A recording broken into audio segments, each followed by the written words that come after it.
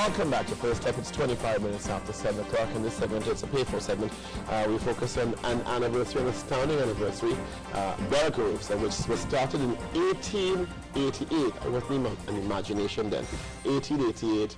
6 generations ago, celebrating their 125th anniversary. We're happy to have Mercedes Belgrove, who is the assistant CEO at Belgroves Funeral Home, Cemetery and Crematorium. We'll hopefully be joined by the CEO, Mr. Keith Belgroves, stuck in a bit of traffic. Good morning and congratulations. Good morning. 125 years. You were here last year for 124. I mean, what does it feel like to know you're basically standing on the shoulders of 5 generations? Yeah. You said it started by your great-great-great-grandmother. Yes. A little shack in San Fernando. And now it's going into this, basically, a consortium. Yes, and you know, Mary Belgrove, who was the founder, was actually born a slave. And so she had a dream to start this company. And when slaves were freed, she went gung-ho with her 4 sons in tow, moved from Barbados to Trinidad, and started this business. And so for me, I always, when I tell the story, my paws always raise. Well, my paws are raising. You're talking about born a slave. Yes. I mean, born into slavery and having even a dream at that time. What are the family stories like? Yeah, we have many family stories. And I'm sure that this information, based on the vision that your great-great-great-grandmother showed, she would have provided some sort of mechanism to maintaining that legacy. Yes, and I think when we go through the generations, you know, some things that I learned from my dad, the things like customer service, you know, being there for the client.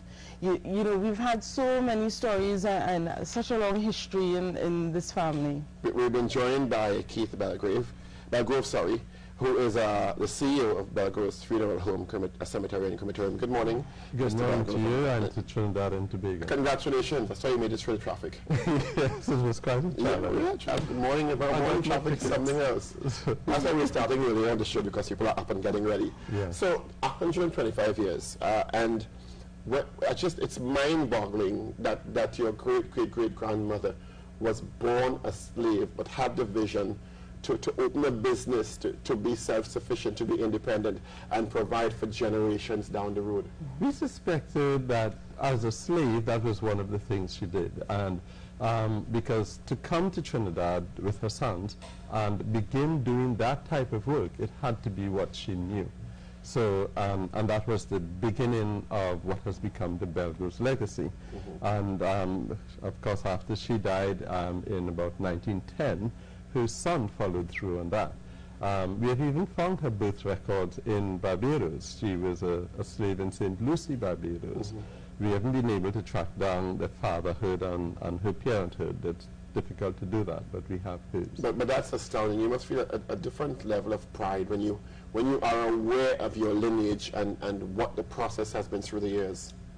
Yes, and you know, it gives us that extra thing that we need in the morning to get up and go and to continue it. Because now it's not just a matter of me or what I'm doing, it's a matter of I have 5 generations behind me, and we're going to have many generations in front of us. And so we're working for a family, a history, a legacy. A future. A future. Mr. Belgrove, how do you see, because I'm sure a lot of what has happened has been documented over the years. Yes. I understand you're commissioning a time capsule. Yes. Now to put everything on for probably 5 generations down, so that they have something to hold on to physically. What have you seen in terms of what has been left behind for the last 5 generations that you can share in this time capsule? That has been very difficult. We have the family stories, and one of the things that really gave rise to the entire thing of the time capsule is, in funeral service, we tend to create tributes for the funeral around the life of the person. And so often families didn't have enough information to give us to build a story for the funeral. And in our own case, that was true as well. For instance, in the early 70s, while cleaning up, there was a very large key I found, and I put it into the bin. Later, I discovered it was the key to the original building. And you put it in the bin? Why would you store everything? And that's the point I'm making. We didn't know better, and we don't create that history to follow with family records. And as such, we feel if we create a time capsule and begin encouraging people to put things into this capsule, it may begin to cause people to think and plan and create family legacies, family trees, and that was how this whole thing came about. Mercedes, how has the business, the vision evolved over the years, especially in this last incarnation? Yes, you know, so during my lifetime, we started with just the funeral home. So I know just Belgroves Funeral Home in San Fernando. And of course, now we have 5 locations. We're now in Tobago as of last month. So we have 5 locations of the funeral home nationwide. And we also have 4 other companies in the group of Belgroves group of companies. And every company, what we have done is we looked funeral service. We have looked at what are the needs of a bereaved person, and we have tried to address every single need of that person. And one of the needs that we sometimes take for granted, certainly the preparation of the body is one thing, the interment or the cremation, but there are several other needs because this is a highly emotive time, probably the most emotional time one of us will go through. And people think of funeral service as basically just the body, the coach, the grave, or the cremator. But it is all about really serving the emotions. Funeral service is about the psyche of funerals and how people feel in bereavement.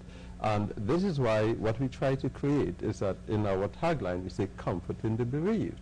And we feel people have contributed their lives in some way. Everybody have contributed, whether it's from a vagabond perspective or whether it's from medical or however. And what we try to do is to create that story, to honor that contribution in community and family. So in doing so, that is how we plan the funeral, to support the emotional concerns that follow on. We even go on to say we must help people plan for estate planning, because in these areas, again, we see the stories and we understand the difficulties people experience. So we have created a whole scenario about that. And so it is a total service that we create, and to support all the bereavement needs and all the human needs of the communities. Mercedes Belgrove, how has the science evolved in terms of dealing with preparation of the bodies? Certainly 125 years ago to now, science has evolved tremendously. How is it applied in the Belgrove situation? Yes, and so 125 years ago, of course, you know, it was just a simple preparing, probably dressing and light sanitation. Now we pay very, very close attention to sanitation. Public health is one of our utmost concerns at the funeral home, and so we take very, very particular care for that. In fact, just last month we brought in one of the most well-known embalmers to retrain our embalmers in Trinidad here, our Belgroves embalmers, just to make sure that we are on the top edge, the cutting edge of the technology. So we take very special care to ensure that each body is prepared, and of course special care for the public health. And we are documenting all of these things, putting it into the time capsule, so that 30 years, and I'll be there still at the opening. So 30 years from now, when Mercedes and the others open the time capsule, we will have a documented track record of the progression of Belgroves from slavery to the institution that we stand today, one of the oldest existing companies in Trinidad and Tobago. It's amazing. And as such, the time capsule is an important aspect of creating these types of legacies. We invite people, in fact, Mercedes may want to expand more on it, and we invite people to participate and put their records in to create the legacy. So it doesn't have to be related to the companies themselves. Anything that you feel is of value that will be of value in 30 years. You're inviting people to come. Let's hear more about that. Yes, so we're inviting members of the public, just anybody in Trinidad and Tobago who would like to put something into the time capsule. So they can contact us for more information, and we have a little box that to help them control so that they know what size and so on. And we're inviting people, something that may be sentimental to your family, something that may be valuable to the families in 30 years, or something that may look funny. If we put a cell phone in now, you know, in 30 years, we're like, what is this? What is this archaic thing?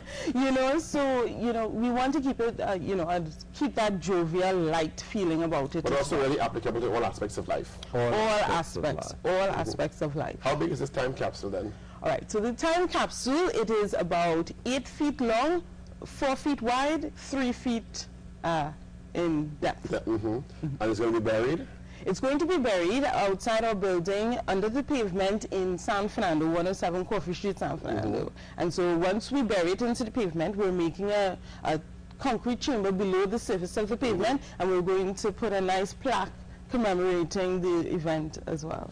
And you know, because we're in funeral service, we're using a vault. A vault is something that you use to protect the casket during burial. So we have purchased this vault, and we'll encase that, as Mercedes said, below the pavement. So they share the dates of stuff. Yeah, so the dates, we're putting it into the pavement on the 25th of August this year. And so we invite anybody who wishes to participate. What's the deadline? The deadline, we would like to have everything in by the first week of August, around the 9th or 10th of August, and we'd like to have everything in, because we do have to, we have specialized people to close the vault and seal it, because of course we need to protect all these treasures that are in there. Inside the vault and all of that. Yes. Oh, you're a bit of preserving, so that's your forte. And also in terms of documentation, I mean, when I hear the story of your great-great-great-grandmother who was born a slave, in American culture, European culture, this would be a book or a movie, and an astounding movie at that, because in addition to the vision to create this business and to take care of her family generations down, there would be so many lessons that we could learn from the challenges that she and others would have faced in keeping the business alive. This is one of the longest running businesses / black owned businesses in Trinidad and Tobago. We hear so many stories about black business and the lack thereof. What have you learned as the latest baton carriers in this race, as it were, this continuum, that you can share with people looking on who are struggling with business, who want to understand what success means, who can learn from the legacy of 3 or 4 or 5 generations before yourselves? Let's start with Mr. Keith Belgrove on this. Innovate. Customer service and innovations are the 2 key things. Continuing education is also extremely vital, because to be able to innovate and keep on the cutting edge of customer service, you must continue education. That's one of the things. In fact, in Trinidad, I'm the only certified funeral service provider. That's because I stay with continuing education. Every year I go out to keep my continuing education going. And the exposure, I travel the world to see what funeral service is doing, so that we keep the innovation alive and cutting-edge customer service at all times, because that is what, when people are in a state of bereavement, the level of customer service, people say, Trinidad don't know customer service, come to Belgroves. Well, and there's a time when people are very on edge, they're emotional, so the slightest thing that doesn't go right will tick them off, or will upset them even more, and they're already in a bereaved situation. What can you add to what Keith has said? I would say interact with people of like mind. You know, have discussions with people, get into groups, people with similar interests, and talk. And you know, just that networking, that discussion with people who have similar ideas, or maybe have grand ideas, it motivates you and it perpetuates your ideas. It gives you some of the idea, you know, I didn't think of it that way. You know, and that's how businesses grow. That's how innovation comes about. And just yesterday I was saying to staff, we are in a business, it's not about truly funeral service, you know. We are in a business about supporting psyche at a very difficult time. And that's why, and I said that because of your statement where you said the slightest thing that go wrong. And so that difficulty that people are undergoing, they're tense, they're angry, they're guilty, whatever is the circumstance. And we are at a point where we are intervening. So we must understand the psyche and work with it, so that when they walk away at the end of the day, what we have done helps them through that phase. What I'm getting more, and something we probably take for granted in terms of the services that you provide, is that while the deceased is taken care of through science and technology, the living, those who are mourning, are equally as important. Most certainly. Yes, most certainly. And that's why, we spend so much time training our staff and making sure that we've made provisions to support every single need. We have a full-time bereavement counselor on staff with us. The bereavement counselor meets, she's at the funerals, attending and so on, just to make sure that that human element, the needs of the living, are also addressed. I always say we can do nothing for the dead. We work only with the living. And that's the human condition. Well, congratulations once again. If you'd like to contribute items of interest that we would find interesting in 30 years, the deadline is on the 9th or the 10th of August. The time capsule will be buried, or should I say into it, on the 25th of August. 25th, yes. And the number to call is? It's 223-2178. 223-2178. Or you can look us up online, belgroves.com. And I just want to add one quick thing, if I might.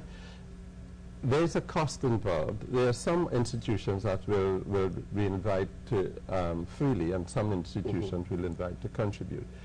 Any surplus out of that, we will make a 100% donation to an organization. An organization called Just Because Organization. This is an organization that supports families who have children with cancer.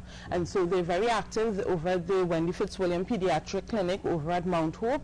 And they provide housing for families who have children in treatment, transportation to and from. They may even go down to the home and cut the grass over there at the family's home just to support that counseling, that companionship that these families need. And so 100% of any proceeds collected goes to that. So once again, taking care of the living. Taking care of the living. Congratulations once again, Keith and Mercedes Belgrove. 125 years, started by Mary Belgrove back in 1888. You need to write a book and make a movie. Someone did contact us on that. That's critical at this time. And congratulations once again. Thank you. All right, and the number is 223-2178, 223-2178, if you'd like to add something to the time capsule, and the deadline date is the 10th of August. We'll take a short break. This is First Up on CTV.